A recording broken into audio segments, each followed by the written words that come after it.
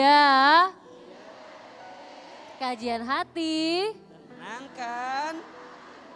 Sekarang kita kasih kesempatannya untuk Mbak Anissa di sini yang mau tanya sama AA. Yang mana Mbak Silakan. Anissa? Silakan Mbak. Bismillahirrahmanirrahim. Assalamualaikum warahmatullahi wabarakatuh. Waalaikumsalam warahmatullahi wabarakatuh. Perkenalkan, nama saya Anissa. Saya anak pertama dari 4 bersaudara. Saya sudah berumah tangga dan memiliki 1 putri. Begini Ustadz, dari kecil saya sering mendapatkan luka pengasuhan. Mulai dari kekerasan fisik maupun verbal. Sebelumnya saya tidak ada niatan menjelekkan nama baik keluarga ataupun siapapun. Saya paham bahwa mama saya dulu kenapa pernah ya melakukan kekerasan itu kepada anak-anaknya. Karena bapak saya beberapa kali pernah berselingkuh. Dan akhirnya ketika saya hamil dan melahirkan, ibu bapak saya resmi bercerai. Saya tinggal terpisah sama orang tua. Setelah saya pulang ke sini, saya dapat kabar bahwa ada laki-laki yang datang ke rumah jam 1 malam. Menghampiri ibu saya. Ini bukan pertama kali, ini udah kesekian kali ibu saya berhubungan dengan suami orang. Saya sudah coba menasihatinya dengan baik. Saya takut disebut anak durhaka karena takut saya salah pengucapan, takut salah langkah dalam menasihatinya. Orang tua saya marah dan lost kontak, saya yang blokir. Itu tindakan saya salah apa enggak ya Ustadz? Saya sudah lelah. Rasanya orang tua seperti itu, bahkan pernah ditegur oleh istri dari suami yang berhubungan dengan suami saya. Saya takut mental adik-adik saya kenapa-napa. Saya juga malu sebagai anak, walaupun memang seburuk apapun orang tua, saya sadar tidak ada yang bisa membalas kebaikan beliau. Pertanyaannya Ustadz, bagaimana saya sebagai anak menyikapi orang tua yang demikian? Terima kasih. Wassalamualaikum warahmatullahi wabarakatuh. Bunda. Mbak Anissa, terima kasih untuk kisah yang dihadirkan pagi ini. Ahilman sangat merasakan bagaimana sakitnya Mbak Anissa. Karena disadari atau tidak, luka yang paling berat itu biasanya datang dari orang yang paling dekat. Apalagi yang paling dekat ini adalah orang tua. Apalagi ibu. Tentu tidak mudah untuk menerima semua ini. Tapi AA selalu bilang bahwa tidak ada satupun yang terjadi dalam hidup ini illa biiznillah. Kecuali atas izin siapa? Allah. Maka caranya agar kita bisa lebih kuat, kembalikan kepada Allah. Doa terus sama Allah. Agar Allah dengan segala kebaikannya membolak-balikin hati ibu yang begitu kerasnya menguji kita selama ini. Yang kedua, setelah berdoa tentu komunikasi. Hari ini Mbak Anissa bercerita sama AA di kajian hati. Semoga ini jadi pelajaran. Maka pesan dari AA, komunikasi terus sama ibu. Kalau lisan kita tumpul, pinjam lisan orang lain untuk menasihati ibu kita. Dan hari ini izinkan AA menasihati ibunya Mbak Anissa. Bunda, ibu itu sekolah pertama bagi anak. Al-ummu madrasatul ula. Ibu itu sekolah yang pertama. Percayalah, sikap ibu menjadi seorang ibu akan mencerminkan seperti apa keadaan anak ibu ke depan. cucu ibu ke depan. Kalau ibu sayang sama anak-anak berubah. Kalau ibu sayang sama cucu berubah. Jangan sampai perbuatan ibu yang salah dicontoh sama anak ibu yang pada akhirnya menjadi sesuatu yang buruk untuk keluarga.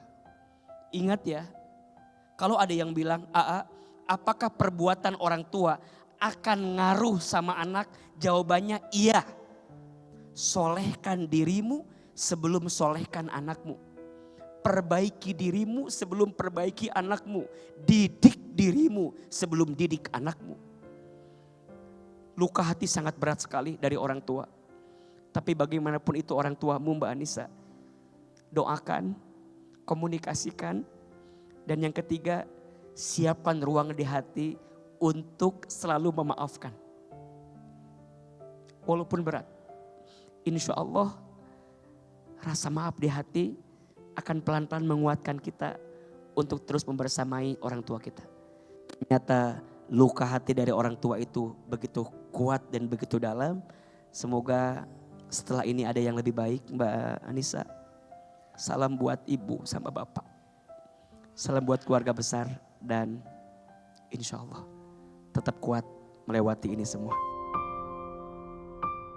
Masya Allah Ustadz. Nah sekarang ini ada segmen baru namanya Sapa Jamaah. Sekarang kita ada Sapa Jamaah nih Ustadz. Dan host kita sekarang ada di luar masjid. Ada Mbak Ayu Pratiwi yang ada di sana. Silakan Mbak Ayu. Assalamualaikum. Terima kasih Kak Zizi. Bunda. Assalamualaikum. Bunda, kok Bunda yang ini kelihatan bingung, kenapa ya? Waalaikumsalam. Ya saya sering lemes, nggak bersemangat, jadi nggak nyaman. Oh, tenang Bunda. Solusinya Renovit Gold. Multivitamin dan mineral lengkap untuk usia 50 tahun ke atas. Mengandung 25 vitamin dan mineral lengkap untuk meningkatkan daya tahan tubuh dan membantu metabolisme tubuh dengan menutrisi organ-organ penting dalam tubuh. Dengan kandungan L-karnitin, selain untuk mencegah obesitas, L-karnitin juga berperan dalam memproduksi energi supaya nggak lemes.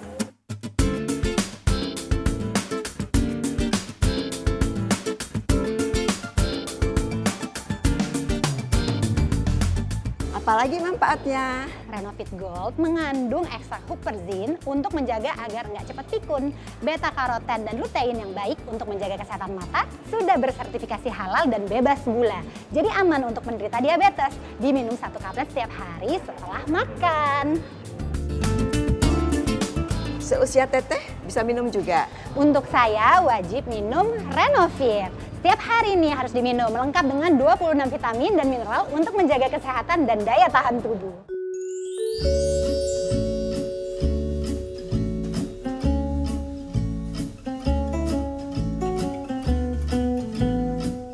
Bisa beli di mana ya? Renovit dan Renovit Gold bisa dibeli di apotek terdekat atau di e-commerce. Buat jamaah di rumah yang mau umroh atau naik haji, jangan lupa beli Renovit agar tetap fit saat ibadah di tanah suci. Renovit dan Renovit Gold siap jaga kesehatan dan daya tahan tubuh.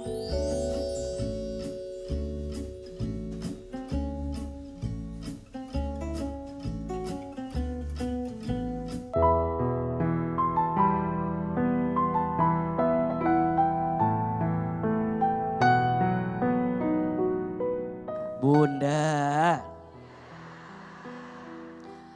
ada yang bilang harta tidak dibawa mati, padahal sebenarnya harta itu dibawa mati. Tergantung bagaimana cara kita membawanya. Harta dibawa mati dengan nafkah kita sebagai suami. Harta dibawa mati dengan infak kita kepada orang yang membutuhkan. Harta dibawa mati dengan wakaf kita yang diberikan.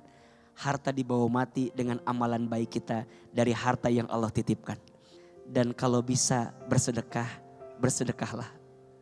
Karena begitu banyak orang yang sudah mati di alam kubur ingin dihidupkan kembali. Apa permintaannya? Fa'asoddaqo wa akun minas solihin. Ya Allah, hidupkan aku sebentar saja.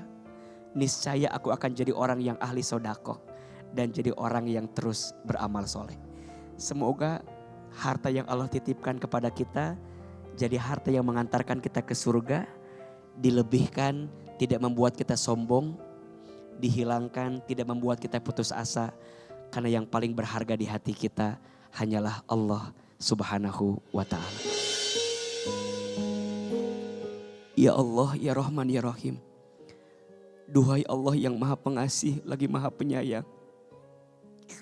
Ya Allah, tidak ada yang paling mencintai kami kecuali Engkau. Engkau menguji kami dengan ujian seberat apapun untuk kami. Kami yakin ya Allah, di balik ujian itu adalah caramu mencintai kami. Ya Allah, angkat semua masalah kami. Ya Allah, tunjukkan jalan keluar terbaik untuk kami. Ya Allah, sembuhkan rasa sakit kami. Ya Allah, mudahkan, lancarkan rezeki kami. Hasbunallah wa ni'mal wakil. Ni'mal maula wa ni'man nasir. Rabbana atina fid dunya hasanah wa fil akhirati hasanah wa qina azabannar. Subhana rabbika rabbil izzati amma yasifun. Wassalamun alal mursalin. Walhamdulillahi rabbil alamin. Amin ya rabbal alamin.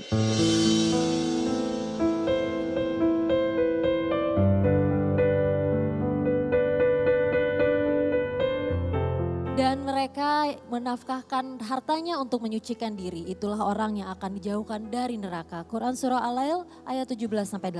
Saya Zizi Syahab pamit undur diri. Wassalamualaikum warahmatullahi wabarakatuh. Waalaikumsalam warahmatullahi wabarakatuh. Kajian hati. Tenangkan hati.